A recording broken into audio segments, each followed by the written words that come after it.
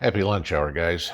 We're going to try this in take two because take one got real hot and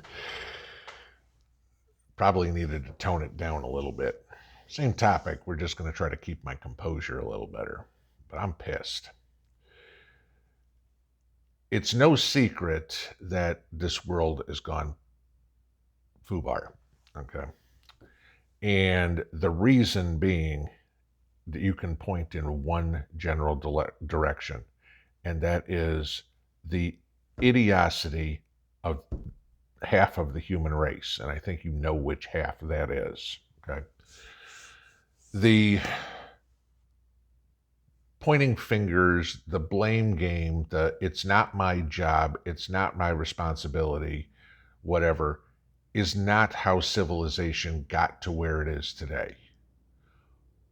Throughout history, the people that said, I can't do that, it's not my job, it's not my responsibility, whatever it was, are the ones who didn't reproduce. The ones who did, the ones who are your forefathers and mine, are the ones who took responsibility for their own actions.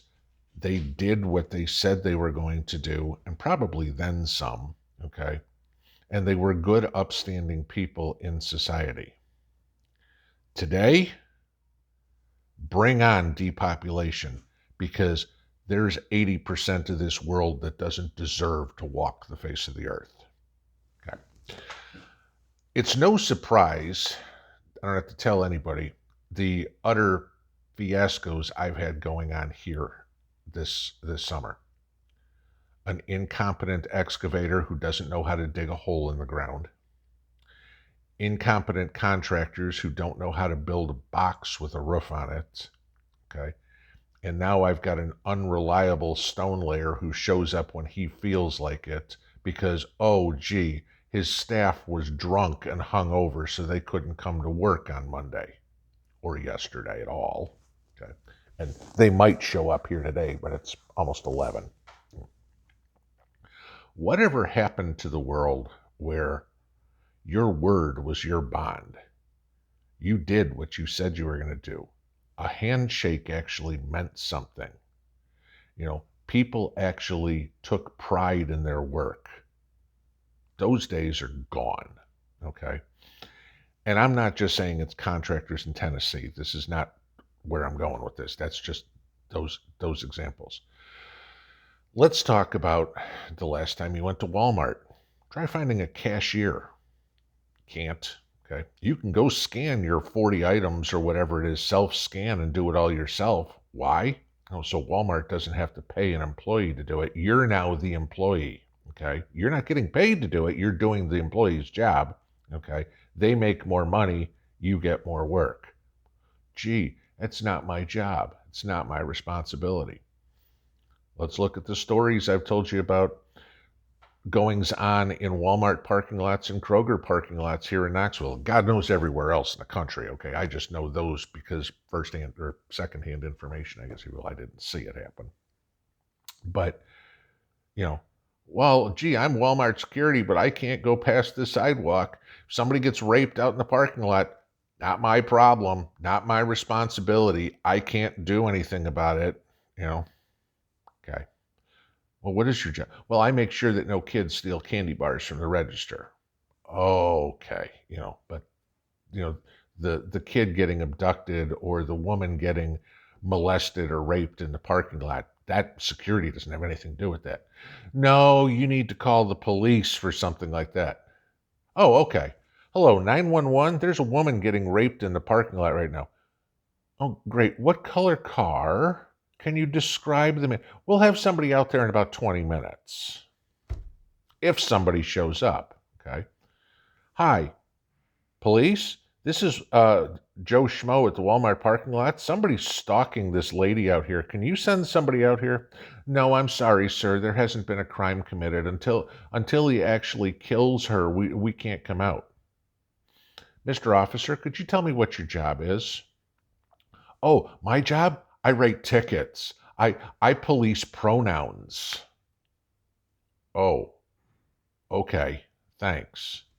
You know, this is where we personal responsibility, taking care of your fellow man, standing up for your word, pride in your work, gone.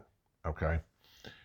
You think that it just on a low level like that? Nah, let's take a look at higher levels. Let's take a look at Kathy Hochul, the governor of New York, right? This is her quote from yesterday, right? New York City is still the safest big city in America. Look at Chicago. Look at San Francisco. Look at Los Angeles, Atlanta, and Washington. People leaving New York. I'm not sure where they're going to go because we're the safest big city in America. Who the hell are you crapping? Okay. Because of all the defund the police crap you've got going on, if, like I've said before, if I want to go to a Broadway show, I got to step over a couple of crack addicts that are laying on the ground. Hopefully, I don't step on their needles. You know, uh, avoid a couple of the come-ons from the prostitutes, and maybe if I'm lucky and I don't get carjacked when I'm going to my car, all I had to do was dodge a couple of bullets from the latest gang fight. But yeah, you're the safest city in the country. If New York's the safest, please, who the hell lives in any of these other cities or is going to be alive by Christmas? You know, not her job. Safety is my number one priority. Really? Then you're failing miserably. Okay. Let's go to the federal government. How about this one?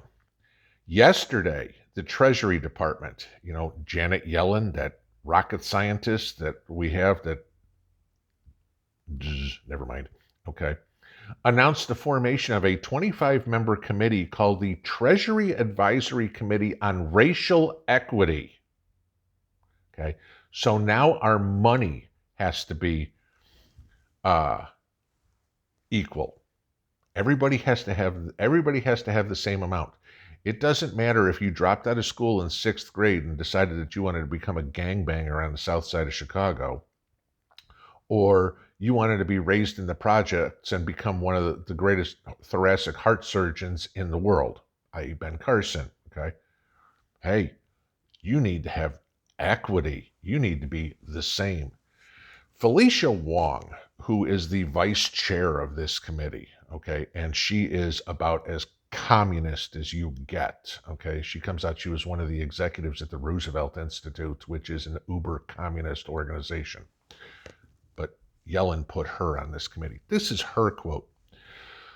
True equity means equity of outcome and not accepting the promise of opportunity within a system that continues to systemically exclude. Please tell me who's been excluded from anything. Every kid gets to go to school. A lot of places you get to pick your school, okay? You don't like the school in your neighborhood, you can go to another one, okay? It's a better school, something of the sort. But you decided to drop out, okay? Gee, I'm sorry, you can't spell your own name. You can't add 2 plus 2. No, you do not deserve anything. There is no equity about it, period, all right? You had the opportunity, you blew it. Not my problem, okay? You go into Pete Buttigieg, and he was interviewed yesterday talking about electric cars, and California is the model for everybody. 2035, we should have no problem. No more fuel cars whatsoever. Okay, and I think it was Cavuto. Cavuto's a piece of shit, but Cavuto asked him, he goes, "Well, what about all the power outages in Florida because of the hurricane? Or what about 1 week after this announcement, California said, please don't charge your electric vehicle because you're going to crash the grid. What about," he didn't ask this one, but I will, "what about the video on the guy trying to charge his electric Hummer? 4 days to do it." Okay. And the answer Buttigieg is, "Well, we don't have a problem. And, there's fast charging stations that people can go to. There's 4 in the state of California, fast charging stations. 4, okay? Let's just say, guessing. There's one in San Francisco, Sacramento, Los Angeles, and San Diego. Great. I live in San Luis Obispo. I live in Monterey. Great. I live out anywhere on the eastern side of California. I can't get there. Okay. I showed you the video last week of the long lines at the one, right? The Tesla charging place. There's 4. Okay. Where's the infrastructure? Don't tell me you've got a plan for it, because my question on the plan for the infrastructure, Jackson, Mississippi. Okay. How's that one working? It ain't. Okay. Don't give me this. Your infrastructure plans are money grabs. This is where we are, guys. I'm exhausted. I'm pissed. I'm mad beyond belief at the death spiral that these liberals have for all of us. Economically, socially, morally, they have none. They have no morals, no common sense, no logic, no solutions, no nothing. And yet, half of this country keeps electing these idiots, saying, oh, they have the right decisions. For what? Okay. You want to believe in abortion? You're a liberal? Go for it. May I suggest one thing? Practice self-abortion. You'll do the world a favor. Pinball out.